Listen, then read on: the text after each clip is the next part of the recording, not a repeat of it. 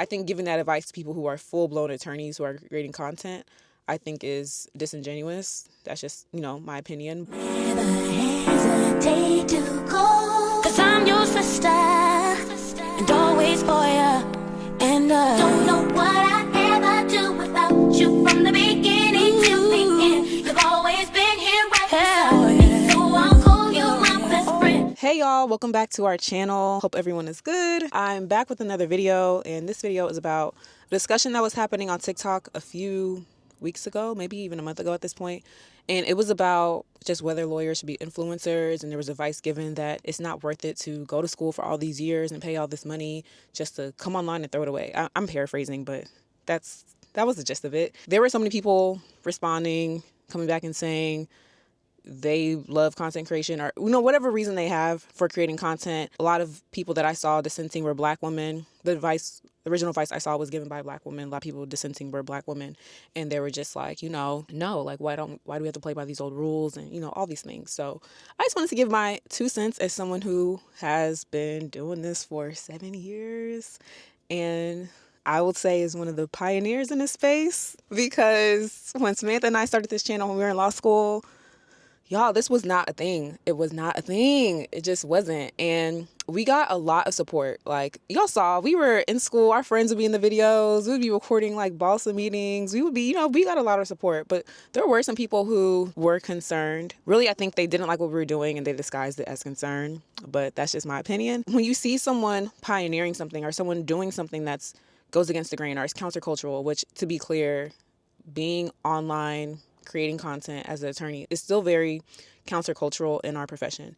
And so when you see someone doing something countercultural, you see someone breaking an unspoken rule, you see someone recording at Columbia, it's supposed to be this super prestigious Ivy League place that's excluding a lot of other people, and you see someone, which was Samantha and I, breaking that exclusion a little bit by showing you the behind the scenes of somewhere that most people will never step foot on, it could be a shock to the system. And I think that people react to that shock to the system in different ways. Some people react with excitement, like, wow, y'all doing something so cool, I never thought about that, or whatever it might be. Some people react by trying to shame you out of doing it, or trying to be like, y'all shouldn't be doing that because these are the rules and that's just the way it is. And when you just don't accept things for that's the way it is, something in them really, really doesn't like that. And there's a deep-rooted, I'm not talking about the person that gave the advice on TikTok, but just in general, I think it's coming from a deep-rooted place of fear. I think it's coming from a place of, oh my gosh, like, y'all are tipping the scales. Like, what does this mean? I've been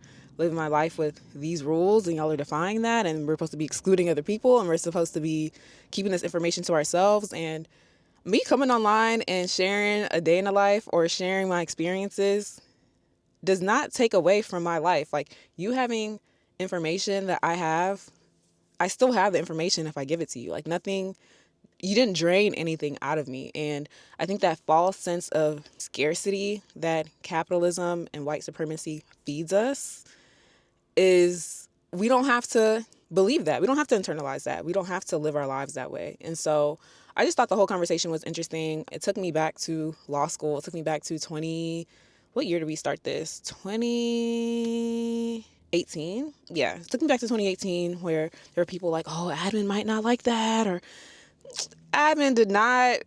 Like, what are y'all talking about? Like, oh, okay, like, y'all didn't get in trouble, like, that's good. And y'all, people can tell when the concern is fake. Like, people can tell. And Samantha and I, I'm not going to speak for her. She's not in this video, so I'm not going to speak for her. I will say, I can tell when the concern is fake. I can tell when the love is fake. Like, I could tell. I'm not stupid. That was just interesting. It was something that I don't think either of us expected when we started doing this. I mean, I feel like we've been doing it for so long, people are just used to us doing it now, but it's interesting to see all the young women coming up and who are attorneys, who are creating content. And let me just say, I was really inspired by all the responses, because I knew that this lane was more of a thing now, but I just didn't realize so many, it wasn't just Black women that made responses, but so many, I'll just say Black people in general are doing this now. Like, there were so many people on content, and I would like click their pages, and they're making like days in the lives, and they're just showing their journeys in law school as young attorneys. And I'm like, wow, like, look at this. Like, this is so cool. Like, so many people have decided to take this path now that when we started was like very slim to none. And so that was really cool. That was definitely like a positive for me that came out of just seeing the conversation. Information is intentionally obscure in this profession. Like, I can't even tell y'all how much I learned from law school just from word of mouth other students and not from someone like holding my hand. We're in law school, we're paying all this money, we're paying all this tuition. But I found out about when to take the New York exam or when to take the professional responsibility exam and all these things from other students. Like, there's not a clear path. There's not always clear advice. There's not even always a clear way to how to study for law school because it's such a different kind of teaching method. The Socratic method is so different from anything I experienced in college, different from anything I experienced in high school. And so there's still a level, I don't want to call it a black space, but there's a level of like confusion. And who's going to be more confused? Us, because a lot of people don't even know attorneys. Like, there's so many people that will be in my DMs and be like, I don't know any, I want to do this so badly. I want to be an entertainment lawyer. I want to do whatever. It seems so cool. I'm so interested, but I don't know who to talk to. Like, I watch y'all's videos because I feel like I'm getting advice from someone, or I'm seeing someone doing what I'm doing, or I'm seeing the actual, like, I think I want to do it. Then I see y'all's day and I'm like, okay, I definitely want to do it. Or y'all giving me advice about this. I never thought about that. Y'all told me how to talk to this partner, this associate. People don't have these resources, these people resources in real life. And doing something like this helps so many people who don't have anyone to look up to in real life. And who's more likely to not have an attorney in their family in real life or have an attorney in their circle in real life? It's going to be black students, because we were able to become lawyers in this country like so long after everybody else. So, you know, there's like still like a catch up. I can go on and on about all the reasons that it helps people who are interested, who might be interested. It might inspire someone to consider a career path that they never thought they could really pursue. I mean, there are some lawyers on TV like Molly, the woman from Leaving Single, How to Get Away with Murder. So there are a few, but like, I still don't think when people think lawyer, I still think they think of a white man. Like, they don't think of anyone else. And so coming on here, not just representation for representation's sake, but actually like showing your life, showing yourself. I always remember this comment we got on our video was when we were taking pictures for our Columbia graduation. And someone commented something and said, it's so cool to see y'all, like, see people who speak like me. I think we said something. It was like whatever it was like. It was a saying at the time, or I don't know. Like, it was something like that. It was some popular saying at the time. I think someone said it in the video. And she commented like, so feels so good to see women who like speak like me, like graduating from law school and like doing what I want to do. Like, I think it's important. I don't think it's like the solution to all of society's problems, but I think it's helping. I think it helps people. I think it inspires people. I think it gives people an option. I think more than anything else, it gives people resources and information in an industry where they don't want certain people to have that. They just don't. And so for all those reasons, of course, you know, I disagree with the original, you know, creator's advice, obviously. One last thing I'll add, I saw a lot of response videos where people were saying things like, of course, you got to watch what you say online. And, you know, of course, you got to make sure you don't say anything confidential. And but at the same time, you know, if you want to make content, just do you, but do this. And we're all, so if you're not an attorney, we all had to take the certain ethics class in law school.